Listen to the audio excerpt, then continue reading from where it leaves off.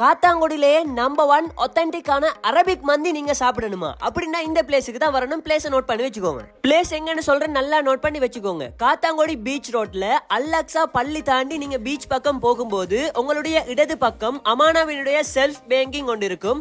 அதுக்கு பக்கத்துல தான் இந்த கியூ கிச்சன் எக்ஸ்பிரஸ் அப்படின்னு சொல்ற பிளேஸ் இருக்குது.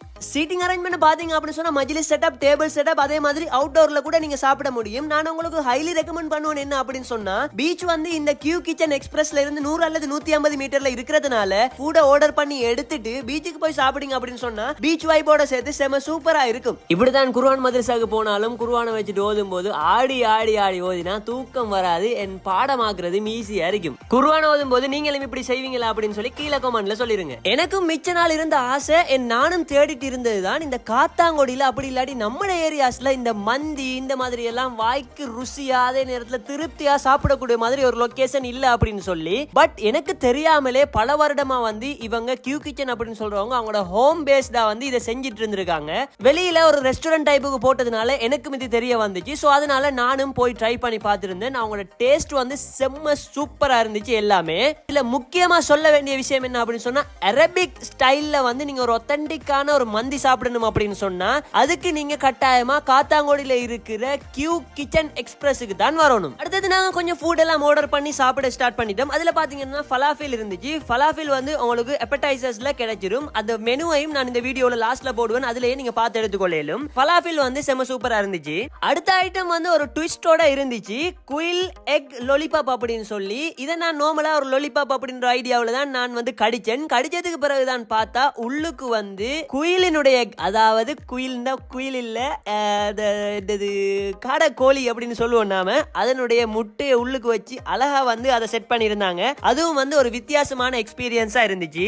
என்னடா இவ்வளவு சின்ன கோழியா இருக்கு, இது எங்க இருக்கு அப்படின்னு சொல்லி நீங்க யோசிப்பீங்க. இது வந்து கிறிஸ்பியா ஃப்ரைட் பண்ணின குயில் தானே. இது என்னடா பெரிய குயில் சொல்ற அப்படின்னு சொல்லி கேட்காங்க. எனக்கு உண்மையா அதோட ப்ரொனன்சியேஷன் வரது இல்ல. நான் நார்மலா காடை கோழி அப்படின்றே சொல்லுவோம். என்ன அடுத்தது appetizers-ல வந்து பொட்டேட்டோ வெஜஸ் எடுத்திருந்தோம். அது வந்து as usual-ஆ இருந்துச்சு. அதை கூட நீங்க ஸ்டார்டர்ஸ்ல ட்ரை பண்ணி கொள்ளலாம். என் ஃப்ரை பண்ண குயிலையும் பாத்தீங்க அப்படின்னு சொன்னா நல்ல கிறிஸ்பியா இருந்துச்சு. இதையுமே நீங்க ட்ரை பண்ணி பார்க்கலாம்.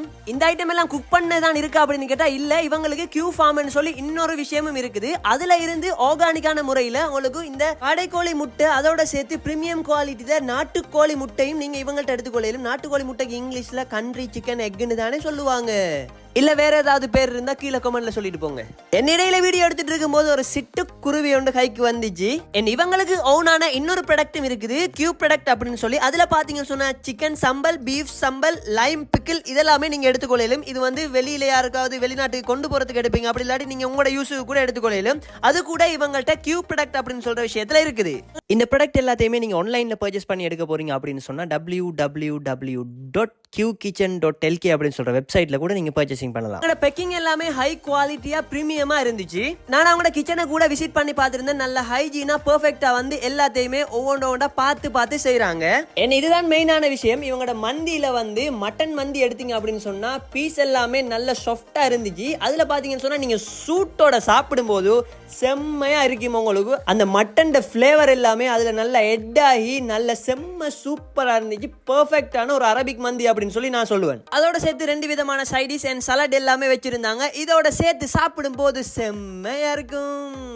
சிக்கன் மந்தி கூட இருக்குது, அதை கூட நீங்க அவங்கள்ட்ட ட்ரை பண்ணலும். இதுல பாத்தீங்க சொன்னா மட்டன் மந்தி கொம்போ, சிக்கன் மந்தி கொம்போ, கீ ரைஸ் கொம்போ, புகாரி rice combo, platter, crispy quail combo, quail கோச் எக் கொம்போ, ஹனி சிக்கன், இந்த மாதிரி எக்கச்சக்கமான ஐட்டம் அவங்களோட மெனுல இருக்குது. மாஷா அல்லாஹ்னு சாப்பாடு எல்லாமே நல்ல திருப்தியா இருந்துச்சு.